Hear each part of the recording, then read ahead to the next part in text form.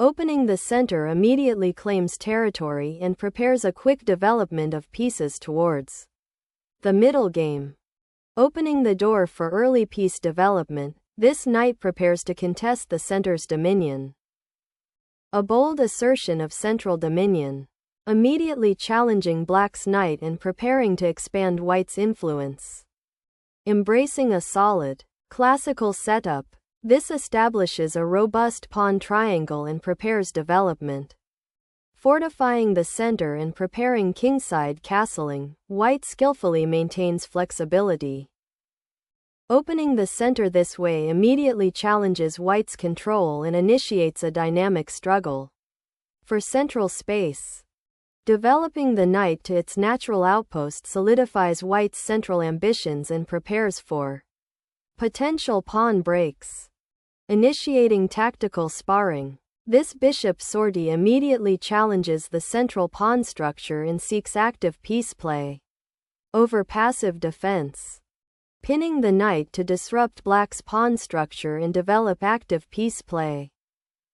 Challenging the bishop's influence, black creates immediate central dynamism but potentially weakens kingside pawn structure.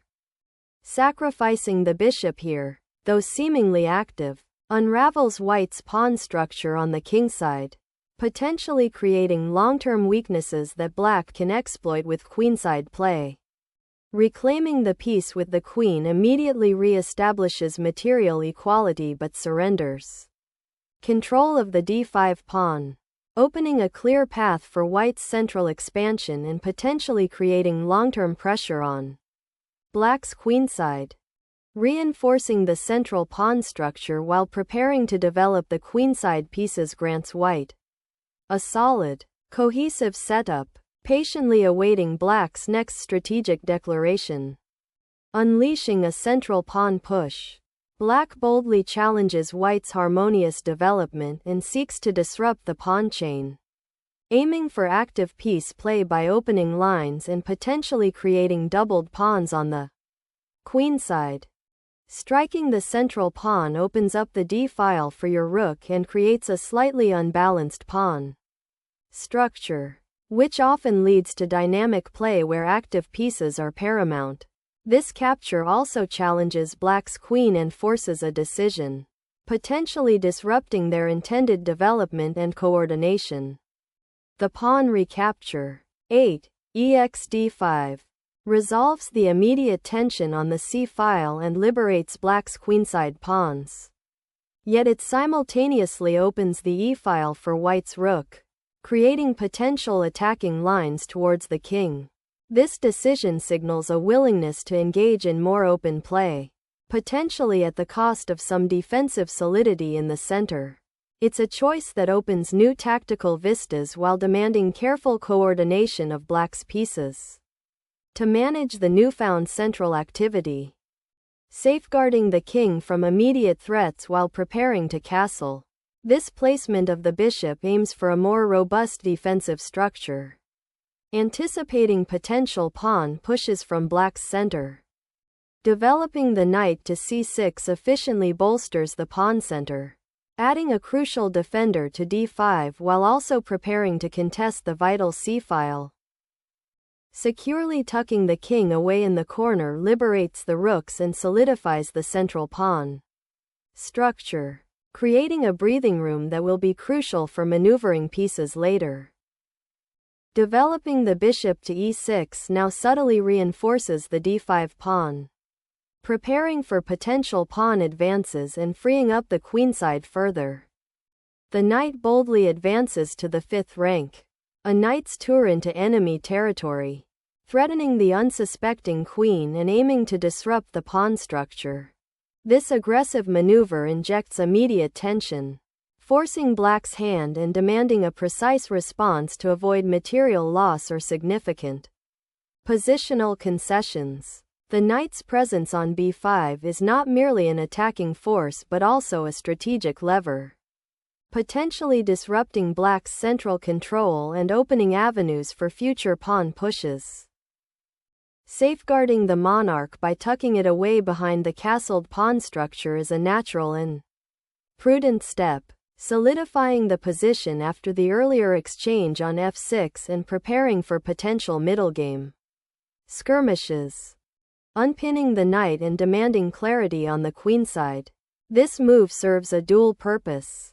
It prevents black's bishop from maintaining its pin on the knight and subtly prompts black to define the pawn structure in this area, potentially creating a weakness if handled imprecisely. This repositioning of the bishop, a strategic retreat from the d4-h8 diagonal, aims to protect the b7 pawn while indirectly challenging white's nc3 and offering potential counterplay down the a5-d2 diagonal should white's queen ever commit to d2. Sacrificing a pawn opens a fascinating strategic avenue, potentially forcing black into a defensive posture to safeguard their isolated pawn on circa 5.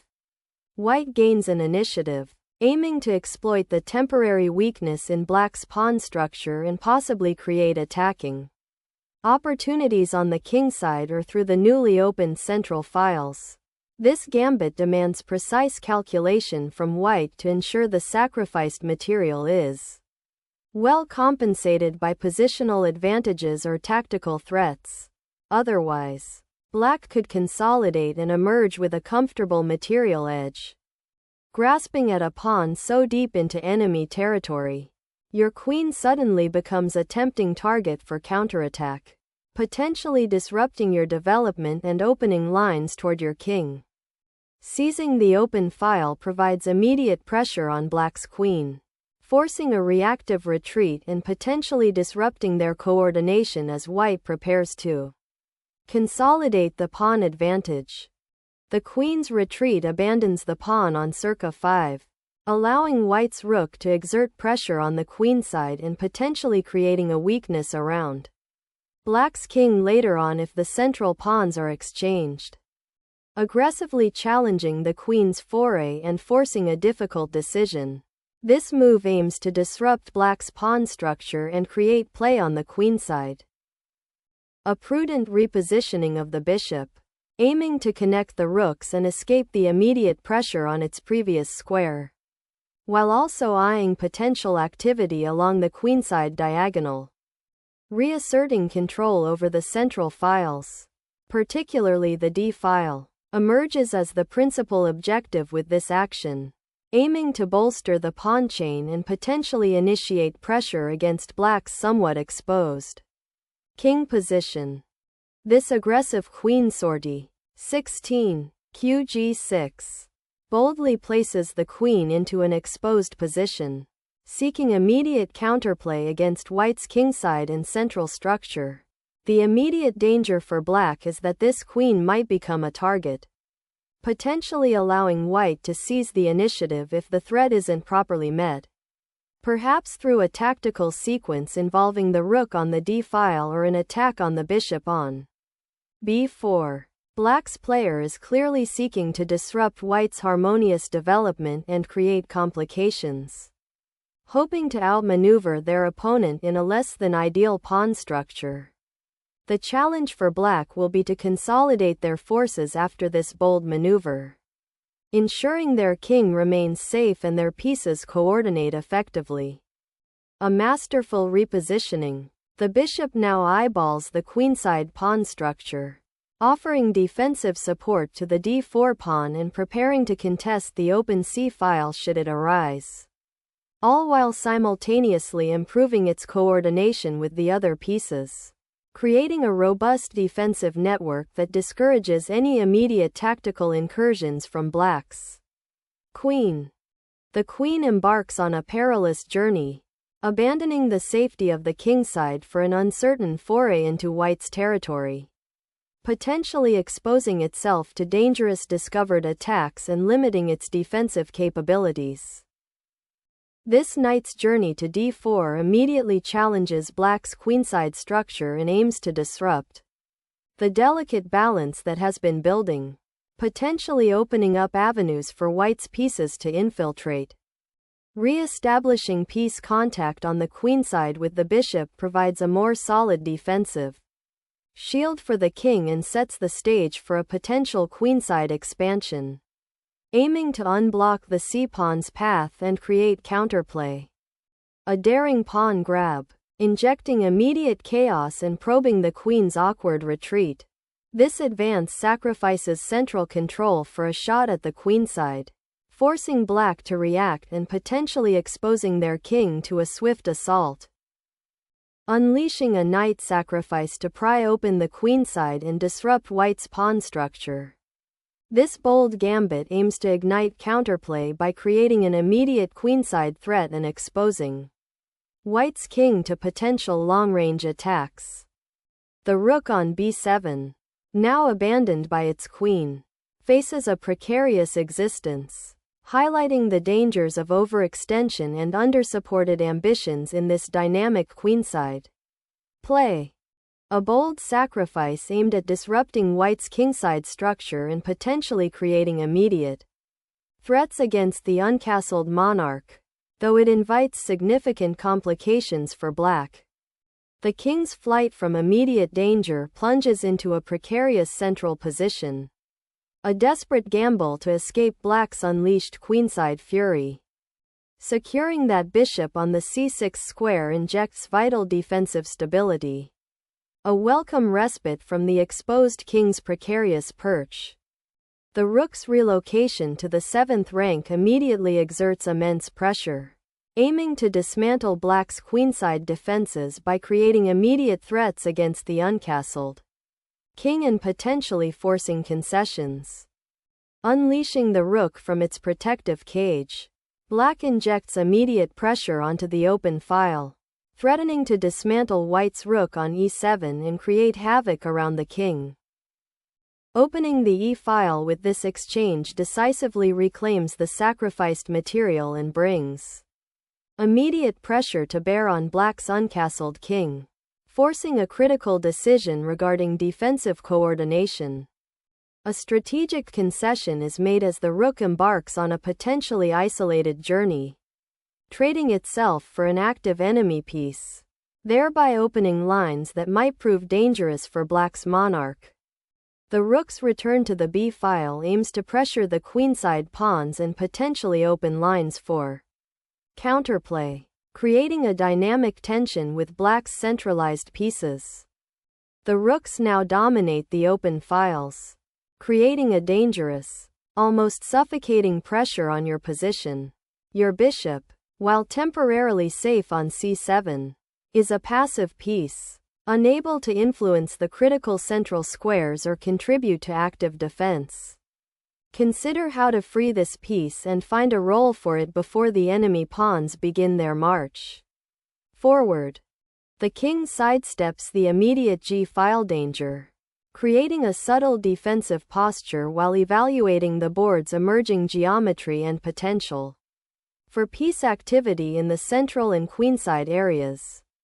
This defensive pawn advance, 25, a6, aims to create breathing room on the queenside, potentially preparing a future b5 push to challenge white's rook and gain space, while also preventing any immediate nb5 harassment.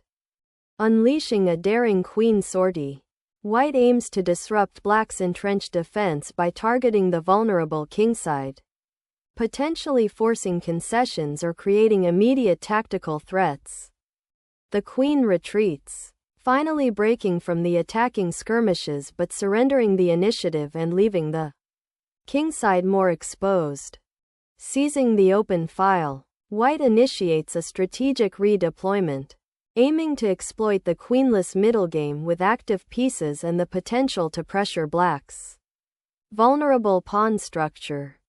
Unleashing the passed pawn creates a vital outpost, demanding immediate attention and disrupting white's attempts to consolidate the knight on the queenside.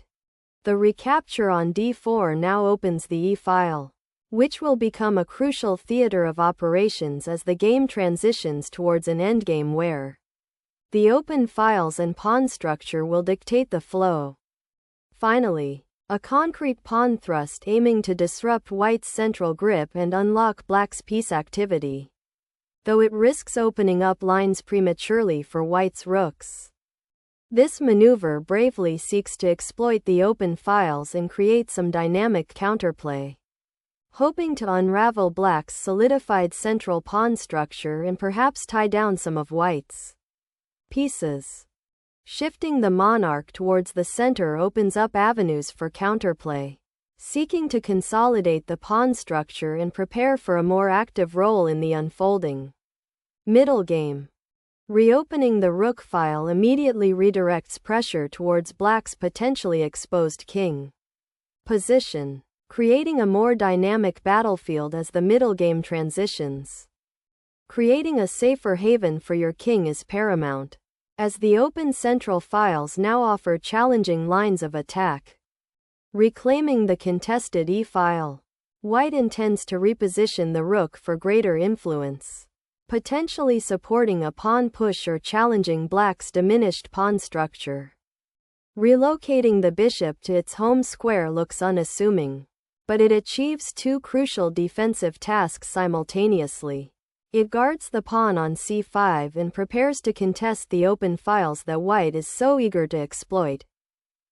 Opening the c-file with this pawn thrust unleashes significant pressure, aiming to pry open black's defenses and create immediate tactical complications around the weak bishop on c7.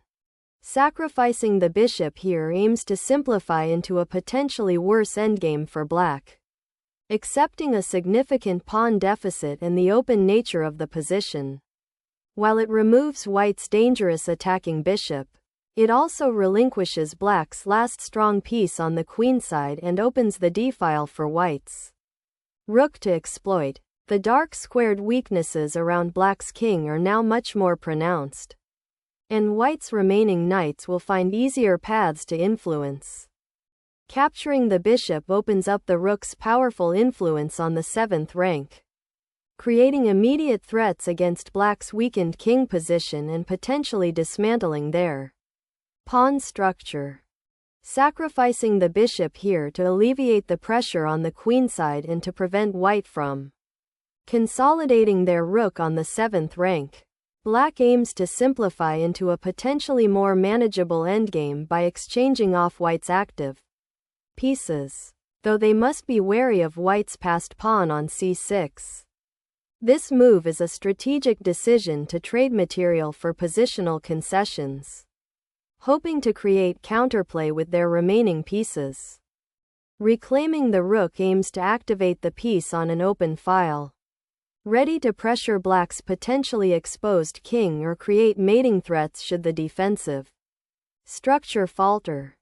Unleashing the rook onto the open file finally aims to penetrate white's position, but the pawn structure now looks rather porous and white's pieces seem poised for a swift counterstrike.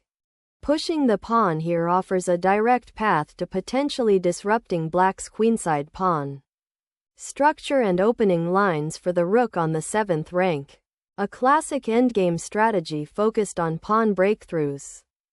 Exploring the bishop's potential beyond the pawn chain.